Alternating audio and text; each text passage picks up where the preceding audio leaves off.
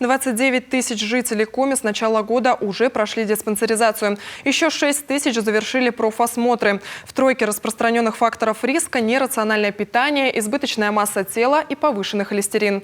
При этом, как отмечают медики, жители республики все-таки стали чуть больше двигаться и чуть меньше курить. Как следят за своим здоровьем в Кайгородке, узнала Виктория Палкина.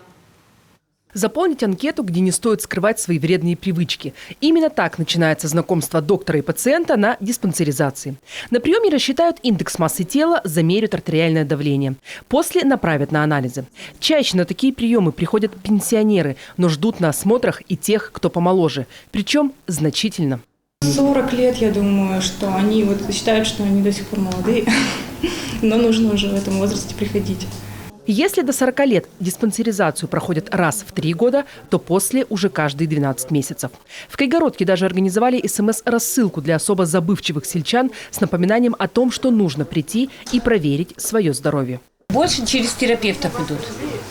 Они к терапевту записываются и потом проходят больше через терапевтов. Можно еще через профкабинет у нас. Но это только сейчас недавно стало. Болезни системы кровообращения, желудочно-кишечного тракта и диабет. Именно эти диагнозы ставят после диспансеризации чаще всего. В Кайгородском районе вообще заговорили об эпидемии сахарного диабета 2-го типа. Это и есть то самое эхо неправильного образа жизни. Ежегодно фиксируют и около 3 первичных случаев выявленных злокачественных новообразований. И главное, что находят опухоли на 1-й стадии. Значит, есть все шансы на выздоровление. Люди все чаще звонят и говорят: я хочу пройти диспансеризацию. Как лучше сделать? Чаще уже, наверное, не то как, а когда, чтобы не попасть в период эпидподъема. Во-первых, случайно не заразиться при контакте, да, и с пациентами в людных местах. Ну и, соответственно, какие обследования спрашивают. Но люди сейчас кардинально, мне кажется, поменяли свою позицию, и в том числе молодые.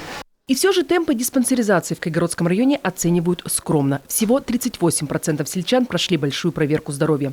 Но радует врачей тот факт, что все пациенты заканчивают 2-й этап диспансеризации, а значит, получают своевременное лечение и находятся под наблюдением врачей. Виктория Палкина, Иван Богомолов, телеканал Юрган, Кайгородский район.